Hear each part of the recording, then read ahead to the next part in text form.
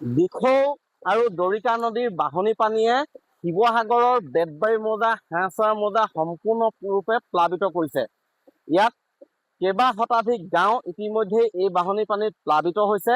মই দেখুৱাইছো বৰ্তমান মই যি স্থানত আছো এইটো হৈছে বেতবাৰী মৌজাৰ বালিবাট চাৰিআলি আৰু চেঙেলিবাৰী সংযোগী মূল যিটো পথ, সেই পথৰ ওপৰত আছো আৰু সেই পথৰ ওপৰেও পানী বাগৰিছে আৰু দাঁতি কাষৰীয়া যিমানবিলাক সেইবিলাক প্ৰায় সকলো প্লাবিত হৈছে, ঘৰসমূহ প্লাবিত হৈছে। মই দেখুৱাইছো এইটো হৈছে মূল যাতায়াতৰ পথ আৰু পথৰ ওপৰে ইয়াত দৰিকা দিখৌৰ বাঢ়নী পানী ইয়াত আচলতে বাগৰিছে। মই ঘৰসমূহৰ দৃশ্য দেখুৱাইছো। এইবিলাক হৈছে বাসগৃহ। বাসগৃহসমূহত এবুকু পৰ্যন্ত পানী সোমাইছে ভিতৰত আৰু যাৰ ফলত ইয়াত যি বাসিন্দাসকলে বেতবাৰী মৌজাৰ হাঁহচৰা মৌজাৰ বাসিন্দাসকলে ওখ স্থানত আশ্ৰয় ল'বলগীয়া হৈছে। ঘৰ বাৰী এৰি গৰু, ছাগলী, গাহৰি, মানুহ সকলোৱে একে সহাৱস্থান বৰ্তমান কৰিবলগীয়া হৈছে। কাৰণ ওখ স্থান খুব কম আছেগে বৰ্তমান। এয়া মই দেখুৱাইছো।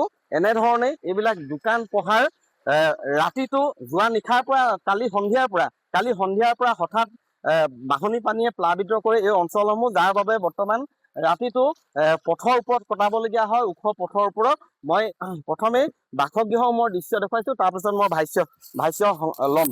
ইয়াৰ মই দেখুৱাইছো কি ধৰণৰ পৰিৱেশ। ইয়াৰ ঘৰসমূহ দেখিছে, ঘৰসমূহৰ আচলতে কোনো ঘৰ সম্পূৰ্ণৰূপে ডুব গৈছে, কোনো বাসগৃহৰ আধা ওলাই আছে। মই দেখুৱাইছো এই হৈছে বাসগৃহ। এয়া মই কেৱল এইটোৱে নহয়, ইয়াত যিমানবিলাক বাসগৃহ আছে এই একেই অৱস্থা। বৰ্তমান খেতিৰ সময়, এই খেতিৰ সময়ত যিবিলাক কঠীয়া ব্যৱস্থা আছিলে, কঠীয়া সিঁচিছিলে, ৰুইছিলে, সেই সকলোবিলাক পানীৰ তলত গৈছে। মই ইয়াত আচলতে এনেধৰণে ৰাতিটো পাৰ কৰিবলগীয়া হয়, ইয়াতে ৰান্ধিবলগীয়া হয়। ইয়াত দেখিছে, ইয়াত শিশুৰ পৰা বৃদ্ধলৈকে সকলোৱে বৰ্তমান এনেধৰণে পথৰ ওপৰত আশ্ৰয় ল'বলগীয়া পৰিস্থিতিৰ সৃষ্টি হৈছে। দাদা, আপোনাৰ ওচৰলৈ আহিছো। কেনেকুৱা ধৰণৰ পৰিৱেশ? কালি পিছবেলাৰ পৰা মানে একদম বলীয়া পানী অহা দিন আহিলে, কাৰণ অলপ বস্তু উলিয়ালো এই ৰাস্তালৈ। ৰাতিটোতো ৰাস্তাতে আছো, কিন্তু ধানো 10 কুইণ্টেল মান ধান উলিয়াব নোৱাৰিলো, মানে তাত তিতি গ'ল। ধান চাউল এইবিলাক উলিয়াবলৈ সময় নাপালো মানে। আৰু কি নষ্ট হৈছে? ৰোৱাটোতো মানুহৰ ৰোৱা মাৰিলে, কঠীয়া মাৰিছে, তেনেকুৱা হৈছে আৰু প্ৰায় মানুহৰ খেতি একেই হৈছিলে। হাঁহ কুকুৰাটো কালি মানে গঁৰালত নোসোমালে, ক'ত উৰি আছেগে। হয়, যিবিলাক হাঁহ কুকুৰা যিসকলে পালন কৰিছিলে, সেই হাঁহ কুকুৰাসমূহ ক'ত গ'ল এতিয়াও কোনেও নাজানে। বাইদেউ, আপুনি ৰাতিটো চাগে ইয়াতে কটালে? ইয়াতে কটালো। কেনেকুৱা ধৰণৰ পৰিৱেশ? কিনো কৰিম আৰু, এই টিপাল পাৰি পেলাই ৰাতিটো এনেকে বহি থাকিলো। এতিয়া ৰাতিপুৱা এইভাগে চাহ অকণ খালো। আমাৰ হাঁহ 23টা, কালি ক'লৈ গ'ল আৰু। এতিয়া সেই বিচাৰি ফুৰিছে, গাহৰি সেইভাগে থৈছো, মানে উপায় নাইকিয়া হৈছে আৰু দেই। এতিয়া নাতি এইভাগে বহাই থৈছো। হয়, এনেকুৱা ধৰণৰ পৰিৱেশ মই ইয়াত দেখুৱাইছো যে সকলোৱে বৰ্তমান ওখ পথৰ যি অংশ ওলাই আছে তাত আশ্ৰয় ল'বলগীয়া হৈছে। ইয়াত কলৰ ভূৰ বনাবলগীয়া হৈছে, যিহেতু বাসগৃহসমূহলৈ যাবলৈ বৰ্তমান উপায় নাই। এবুকু পৰ্যন্ত পানীৰ ভিতৰত ঘৰসমূহ ইতিমধ্যে সম্পূৰ্ণ ডুব গৈছে। এয়া মই দেখুৱাইছো। বাইদেউ, কেনেকুৱা ধৰণৰ পৰিৱেশ? পৰিৱেশ আমাৰ একেবাৰে বেয়া। আমাৰ এতিয়া মাটিও ৰুইছিলো, মৰিলে ধৰা। আৰু এইবোৰ ঘৰ দুৱাৰ চব বুৰিলে, ভঁৰালত ধানো উলিয়াব নোৱাৰিলো। চাউল পাত চব ভিতৰতে তিতি আছে। হাঁহ কুকুৰা চব গঁৰালতে হেৰি হৈ আছে। যাওঁ কেনেকে? এই এডিঙি মাইকী মানুহৰ যাবতো হয়, এই অৱস্থা মই দেখুৱাইছো। এয়া এই যি পথৰ যি সামান্য ঠায়ে ওলাই আছে, তাতে আশ্ৰয় লৈছে। আৰু পানী বৰ্তমানেও একেধৰণে আছে, হ্ৰাস হোৱা নাই। আপোনাৰ ওচৰলৈ আহিছো। এই গোটেই যি অঞ্চলটো, সমগ্ৰ অঞ্চলটোৰ বিষয়ে আপুনি কি ধৰণৰ অৱগত?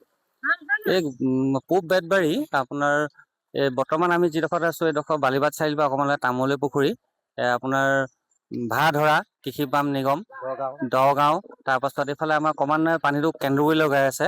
আৰু ইফালে দুৱৰী গাঁও, গন্ধিয়া গাঁও, আগলে খেলুৱালৈকে এতিয়া বৰ্তমান জলমগ্ন অৱস্থাত আছে, আৰু ক্ৰমান্বয়ে কেন্দুগুৰি চাইডলৈ গৈ আছে যিটো। আৰু ইয়াত এতিয়া এনেকুৱা এটা পৰিস্থিতি হৈছে, ৰাইজে ৰাস্তা ঐতিহাসিক বাঁহঘৰটোৰ ওপৰতে গৰু, কুকুৰ, ছাগলী পৰা আদি কৰি চব একেলগে বাস কৰা হৈছে। বিশেষকৈ হয়, সকলো একেলগে সহাৱস্থান কৰিবলগীয়া হৈছে। আৰু শিৱসাগৰ ইয়াত যিবিলাক খেলুৱা প্ৰাথমিক স্বাস্থ্য কেন্দ্ৰ আছিলে, সেই খেলুৱা প্ৰাথমিক স্বাস্থ্য কেন্দ্ৰ বৰ্তমান সম্পূৰ্ণ পানীত বুৰ গৈছে। বিদ্যালয় যে বাঁহগড় যি বিদ্যালয় আছে, হাইস্কুল আছে, এই সকলোবিলাক বৰ্তমান পানীৰ তলত। যদিও বিদ্যালয় বৰ্তমান বন্ধ, কিন্তু আচবাবসমূহৰ ক্ষতিসাধন হৈছে। সেইধৰণে চিকিৎসা উপস্বাস্থ্য কেন্দ্ৰসমূহ সম্পূৰ্ণ পানীৰ তলত আছে। আৰু বাকী মই ৰাইজে এনেধৰণেই ৰাতি উৰে নিশা উকা আচলতে সম্পূৰ্ণ মুকলি আকাশৰ তলত ওখ স্থানত আশ্ৰয় লৈ এনেধৰণে থাকিবলগীয়া হৈছে। মই দেখুৱাইছো ঘৰৰ ভিতৰলৈ যাবলৈ ভূ ব্যৱহাৰ কৰিবলগীয়া হৈছে। এনেধৰণেই বৰ্তমান এই আচলতে দুৰ্যোগপূৰ্ণ সময়খিনি পাৰ কৰিছে ৰাইজে। অনাগত সময়ত লক্ষণীয় হ'ব প্ৰশাসন তথা চৰকাৰে এইসকল বানাক্ৰান্ত লোকক কি ধৰণে সহায় কৰিব বা উদ্ধাৰ কৰিব।